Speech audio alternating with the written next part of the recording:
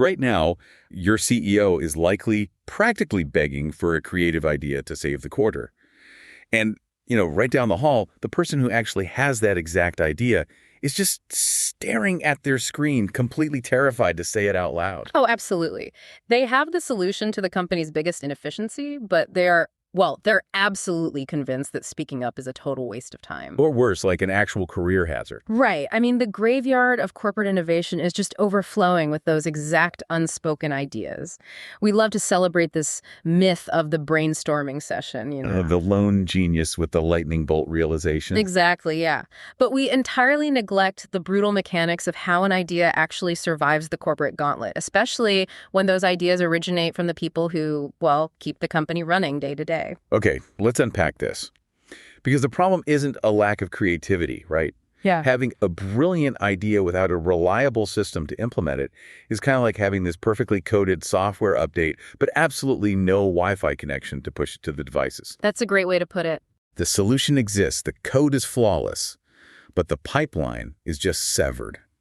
So today's deep dive is really about fixing that pipeline. We're looking at a deeply insightful piece from Stella Pop on a framework called voice cultivation. Yes, and we're combining that with some really fascinating recent research published in Organization Science. Right. We're going to map out exactly why frontline ideas go buried alive and then walk through 5 very specific peer-driven techniques teams can use to resuscitate them. And if we look at the origin of those buried ideas, the frontline workers are inherently the ones who should be directing traffic here. Because they're the ones in the trenches. Exactly. They are the individuals experiencing the friction of bad software, clunky workflows, redundant processes minute by minute. Because they feel the pain of the inefficiency constantly, they're practically biologically and psychologically incentivized to think of a workaround. Yeah, they spot the potholes months before the executive suite even realizes the company's driving on a dirt road. Right. Which brings us to the core statistical paradox in that Stella Pop article. It is just a jarring juxtaposition. It really is.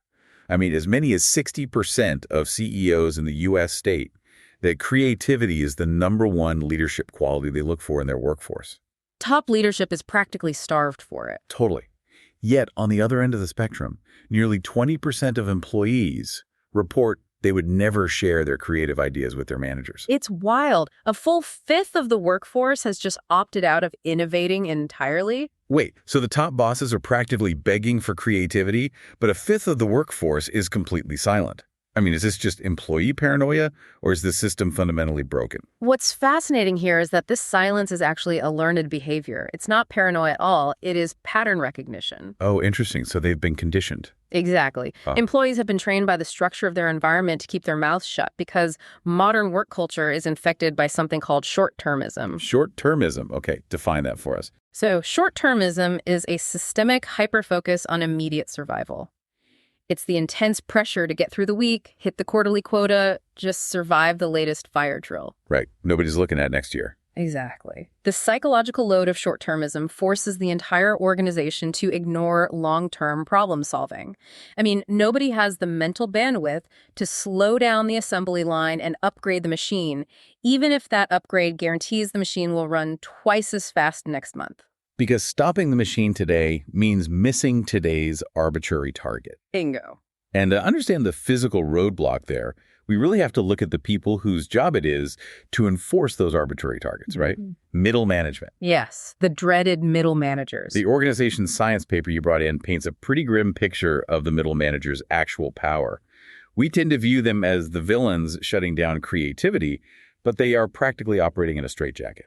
The middle management squeeze is the central choke point of corporate innovation. The research reveals that managers are just trapped between 2 massive structural hurdles. Okay, what's the first one? First, despite their title, they often have zero autonomy to actually authorize a new process. They can't just approve a workflow overhaul on a Tuesday afternoon. They are bound by strict protocols handed down from the executives. Right. And the second hurdle? Second, they bear the brunt of that short-termism we talked about. Their own performance reviews and bonuses are tied entirely to hitting Friday's quota, not next year's efficiency metric. Wow. I want to focus on the cognitive dissonance that creates for the manager. An employee walks in with a genuinely brilliant idea to overhaul the database. The manager's brain instantly recognizes it's a good idea. Right? Oh, for sure. They know it'll help. But the stress center of their brain also recognizes that implementing it will cause a 2-week dip in productivity. And the manager doesn't have the authority to excuse that 2-week dip to their own boss. Nope. They are completely boxed in. So the easiest, safest path for the manager's own survival is simply to say, no, get back to work. Exactly. And if we connect this to the bigger picture, the employee watches that rejection happen once, maybe twice, and they internalize the lesson. They see their manager paralyzed by the corporate structure, totally incapable of effecting change. And the employee calculates that pitching ideas only results in friction. Right. They might even fear being labeled as a distraction or a troublemaker. The rational response to a system that penalizes long-term thinking is to simply stop thinking long-term. So if the formal hierarchy is essentially a brick wall, the manager can't help, the executive is too far away, and the employee is discouraged.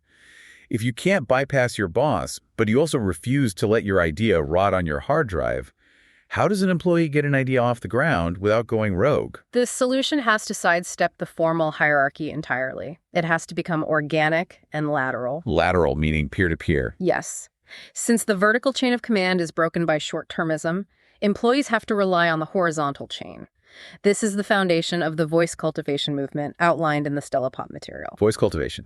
Yeah, Stella Pop defines voice cultivation as the collective, social process through which employees help lower-power team members' voiced ideas reach implementation. Notice the phrase, lower-power team members. Right. This is about colleagues weaponizing their collective influence to lift up an idea from someone who lacks the formal authority to force it through the system. It's essentially a grassroots campaign for corporate ideas. And the article lays out 5 specific tactics to execute this. So tactic number 1 is called amplify. Yes, amplifying. It tackles the immediate problem of an idea just being brushed aside in a meeting. It involves echoing and repeating overlooked ideas while explicitly attaching the original creator's name to the concept. Which is huge. It is. It taps into the psychological principle of the illusory truth effect. Basically, the more often an idea is repeated in a space, the more weight and validity it gains in the minds of the decision makers. Oh, I know the most famous case study for this. It comes from the early days of the Obama administration. Yes, the Silent Alliance. Right. Female staffers in the White House found themselves in these really high-pressure, male-dominated strategy meetings, and their contributions were either being ignored in the moment or, worse, co-opted by someone else a few minutes later who would present the idea as their own. Which happens in corporate meetings literally every day. Exactly. So they engineered a system to stop it. They created a deliberate, coordinated strategy of amplification. If a female staffer pitched a key policy point and the room kind of glossed over it, another woman in the alliance would deliberately interject a few minutes later, repeat the exact point, and visibly credit the original speaker. Like, I want to circle back to what Sarah just proposed. Exactly. I want to circle back to what Sarah just proposed regarding the economic policy. And this achieved 2 critical things. First, it forced the room to sit with the idea. Second, it built a protective fence around the credit, totally neutralizing anyone else's ability to steal the intellectual property. Here's where it gets really interesting. It completely shifts the physics of the room. You can easily dismiss one junior staffer floating a concept. It's just a whisper, right? Right, easily ignored. But when 3 different people from 3 different sides of the conference table echo that same concept within a 10-minute window, it creates a localized force multiplier. Oh, absolutely. The manager, the executive sitting at the head of the table, is suddenly tricked into thinking, wow, there's a lot of momentum behind this. The short-termism brain just can't ignore a chorus. It manufactures a sense of inevitability, but forcing the room to hear the idea is only the first step. Hearing an idea and actually understanding its value are 2 entirely different cognitive processes. Right, they have to get why it matters. Exactly. And that requires the second tactic of voice cultivation, which is developing. Okay, so developing is essentially acting as a real-time translator. Because if we look at how specialized modern companies are, you have engineering, marketing, legal, and sales all sitting in the exact same meeting. Right, speaking completely different languages. Exactly. An engineer might propose an idea that is structurally brilliant, but because they're speaking the language of engineering, the marketing director hears nothing but jargon. The idea dies right there because it just isn't legible to the rest of the room. The role of the ally in that moment is to jump in and ask targeted, clarifying questions designed to extract the broader value. Like leading the witness. Yeah, exactly. The ally isn't generating the idea, they are building the bridge for everyone else. They might ask, to make sure I'm following, if we implement this code change, how exactly will that reduce the onboarding time for our new users? So they are prompting the engineer to translate the technical feature into an actual business benefit. Right, it's a lifeline. You're throwing a conceptual rope to the person pitching, guiding them to explain the strategy in a way that the person actually signing the check cares about. You are expanding the surface area of the idea. If it only appeals to engineering, it fails. If you're developing questions help it appeal to sales and marketing, you have just recruited 2 new departments into your alliance. Precisely. But, even if the whole room understands it, and even if they agree it's a great idea, we still run into the brick wall we talked about earlier. The terrified middle manager. Yes, the middle manager is still sitting there, sweating over their Friday quota. Understanding the idea doesn't remove the manager's fear of the short-term productivity dip. So how do these lower power employees de-risk the idea enough to actually get a signature? Right, that's the jump from getting attention to getting authorization. Exactly. And tactics 3 and 4 are designed to systematically dismantle the manager's risk aversion. Tactic 3 is legitimizing. Legitimizing. Yeah. Legitimizing focuses on removing what researchers call the layer of speculation. A manager fears an idea because it is unproven in their specific environment. The cultivating team's job is to gather the external proof. So bringing in case studies. Right. You bring in concrete case studies showing how a direct competitor implemented a similar system. You pull data from an adjacent industry. You show the manager that they aren't taking some wild leap into the unknown. They're simply taking a calculated step on a path someone else has already paved. You're completely changing the vocabulary. You take a terrifying word like innovation, which sounds expensive and risky, and you replace it with the comforting word proven. Yes, proven is magic to a middle manager. You're giving the manager the exact ammunition they need to justify the decision to their own boss. If the VP asks the manager why they changed the workflow, the manager can just hand over the case studies you provided. You're doing the political legwork for the manager. But, and this is but external case studies aren't always available. Right. What if you're the first one doing it? Exactly. Sometimes an idea is genuinely novel to your specific workflow. When you don't have outside proof to legitimize the concept, you have to pivot to tactic 4, which is exemplifying. Okay, I'm going to push back incredibly hard on exemplifying. Because the definition in the source material essentially sounds like doing the work for an unapproved project in secret, just to gather data. I can see why it means that way, yeah. The article talks about proving the concept in your day-to-day work before making the formal pitch. In the real world, isn't that just called shadow IT?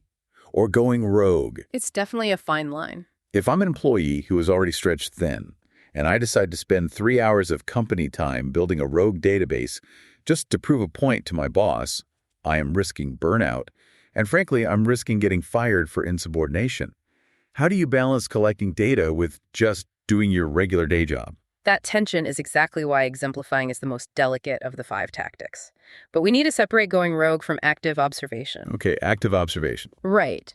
Exemplifying is not about neglecting your core duties to build a massive unauthorized pilot program in the shadows. It is about leveraging the friction you already experience. You are already living inside the broken system. Exemplifying simply means you begin systematically logging the micro-failures of that system. So it's less about building the solution in secret and more about meticulously documenting the bleeding. Yes, perfectly stated. Let's say your idea is to switch to a new project management software because the current one is just atrocious. You don't secretly buy the new software. Instead, you keep a rigorous spreadsheet tracking every single minute your team loses to the current software crashing over a 2-week period. Oh, wow. You track the missed deadlines caused directly by the clunky interface. Mm-hmm. Alternatively, you might make the tiny, almost invisible tweak to your own personal workflow a micropilot and track how much faster you complete your task compared to the baseline. You are essentially weaponizing the status quo against itself. Because if I walk into my manager's office and say, I think this new software will make us faster, that's pure speculation. The manager can dismiss it. But if I walk in and say, over the last 14 days, I have documented exactly 18 hours of lost labor directly attributed to our current software's crash rate, which translates to this specific dollar amount in wasted payroll, I have completely cornered the short-termism argument. Yes. You are speaking the manager's language of immediate survival. You have removed their ability to dismiss the idea on the grounds of, we don't have the time. You've just proven that the company doesn't have the time to maintain the current system. You have gathered the receipts. You brought the receipts, exactly. Okay, so we've amplified the idea, we've translated it so everyone understands it, legitimize it with external case studies, and exemplify the internal need by documenting the bleeding. We've built an absolute fortress around this concept. It's a very strong case. But let's be real, no fortress is perfect. Every new initiative, no matter how well researched, has a blind spot or a logistical flaw. And the natural corporate instinct is to hide that flaw at all costs during the pitch, so the boss doesn't use it as an excuse to shoot the whole thing down. Which is precisely why the final tactic in voice cultivation feels so uncomfortable for a lot of people. It forces you to violate that self-preservation instinct entirely. Tactic number 5 is issue raising. Issue raising. Yes. Issue raising is the practice of proactively and publicly naming the roadblocks, the inefficiencies, or flaws in your own idea before anyone else can point them out. Wait, I'm walking into the boardroom and I'm handing my skeptical manager the exact knife they need to kill my project. Why on earth would the source material advocate for self-sabotage right at the finish line? It sounds crazy, but this raises an important question about the neuropsychology of a pitch meeting. When a lower power employee pitches a new idea, the higher power individuals in the room instinctively adopt a defensive posture. Right, they are guarding the gate. Their brains are wired to protect the status quo, so they immediately start hunting for holes in the proposal. They're listening to critique, not to collaborate. But when you proactively announce the flaws in your own concept, you completely short-circuit that defensive mechanism. Oh man, it's the 8-mile strategy. The what? The 8-mile strategy. Like, if you've seen the movie with Eminem, the entire climax revolves around this exact psychological trick. In the final rap battle, Eminem goes first. And instead of attacking his opponent, he spends his entire turn brutally insulting himself. Oh, right. I remember that. He lists every single embarrassing fact, every mistake, and every flaw about his own life. He lays it all out on the stage. And the result, when the microphone is handed to his opponent, the guy just stands there in silence. Eminem stole his entire arsenal. The opponent has literally nothing left to attack him with. That is a brilliant analogy. The behavioral mechanics of that translate perfectly to the boardroom. If you stand up and say, here's our data-backed proposal, and here are the 3 major logistical hurdles we still need to figure out, you completely steal the skeptic's ammunition. The executives, sitting with their arms crossed, ready to pounce on a flaw, suddenly have nothing to attack. You've already acknowledged the reality of the risk. But it goes beyond just neutralizing the attack, right? It fundamentally changes their role in the room. If they can't attack the flaw, what do they do with it? They fix it. Yes, that is the genius of issue raising. By putting the problem on the table yourself, you are offering it up as a puzzle. And high-power individuals usually love solving puzzles. You pivot their energy from tearing down the idea to collaborating on the solution. You transform potential critics into idea allies. Exactly. You're signaling extreme competence. You are telling the room, we aren't blinded by our own enthusiasm. We see the risks, but the potential return on investment is worth solving these risks together. So let's tie this entire framework together. Cultivating an idea in a corporate environment isn't a solo mission. It is a collective effort to bypass a system that is fundamentally biased towards short-term survival. Right. It takes a village. You amplify the whisper so it becomes a chorus. You develop the concept so the engineers and the marketers are reading the same map. You legitimize the strategy by pointing to the competitors who already survived the journey. You exemplify the urgent need by documenting the daily bleeding of the status quo. And finally, you issue raise to disarm the executives and trick them into helping you build a bridge over the last remaining hurdles. It is a comprehensive, peer-driven safety net. But creating this culture requires intention. It demands that the next time you are on a Zoom call and a junior colleague tentatively floats a half-baked, slightly chaotic idea, you don't just let the silence stretch until the meeting moves on. Which is so easy to do. Too easy. It requires you to step in, use one of these 5 tactics, and cultivate the spark before the system extinguishes it. So what does this all mean for you, the listener navigating their own corporate maze tomorrow morning? Take a hard look at your team dynamics. Are you operating in a culture where ideas are left to die on the hill of short-termism? If you have a high-performance sports car gathering dust because your manager won't give you the keys, are you going to keep staring at it? Or are you going to gather your team and build a new road out of the garage? And we should leave you with one final provocative angle to consider. We have analyzed this entire framework from the perspective of the frontline worker pushing an idea up the ladder.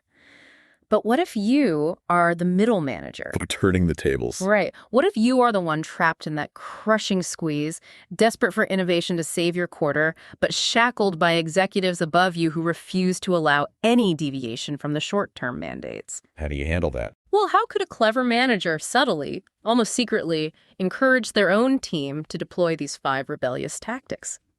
How do you cultivate a grassroots rebellion that delivers the exact solutions you need while maintaining your own plausible deniability with the executives upstairs? That is the ultimate corporate tightrope walk. But the solutions are sitting right there in the cubicles. We just had to be brave enough to amplify them.